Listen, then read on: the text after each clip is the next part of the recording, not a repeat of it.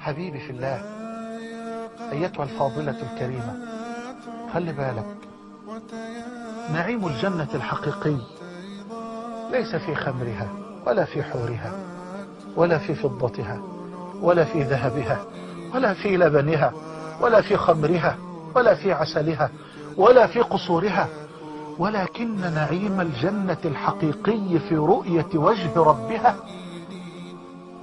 الله أكبر. وجوه يومئذ ناظرة إلى ربها ناظرة. هو ده النعيم، هو ده النعيم. إن رأيت وجه رب العالمين شغلت بالنظر إلى وجهه عن كل نعيم في الدنيا، عن الحور والقصور والخمر والحرير. مفيش نعيم أعلى من كده.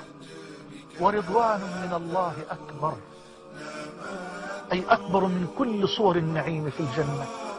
أحزان قلبي لا تزول حتى أبشر بالقبول، وأرى كتابي باليمين وتقر عيني بالرسول. وبعدين تسعد بالنظر إلى وجه الله جل جلاله. مفيش نعيم بقى بعد كده. إذا دخل أهل الجنة الجنة قال الله عز وجل: يا أهل الجنة، فيقولون: لبيك وسعديك والخير بين يديك. فيقول الرحمن جل وجلاله: هل رضيتم؟ انتم راضيين؟ هل رضيتم؟ فيقول أهل الجنة: وما لنا لا نرضى، وقد أدخلتنا الجنة وأنجيتنا من النار. فيقول العزيز الغفار: أفلا أعطيكم أفضل من ذلك؟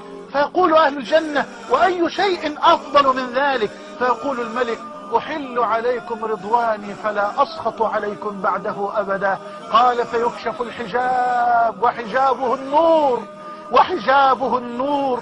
قال: فيكشف الحجاب فما أعطوا شيئا أحب إليهم من النظر إلى وجه الله عز وجل، فما أعطوا شيئا أحب إليهم من النظر إلى وجه الله عز وجل.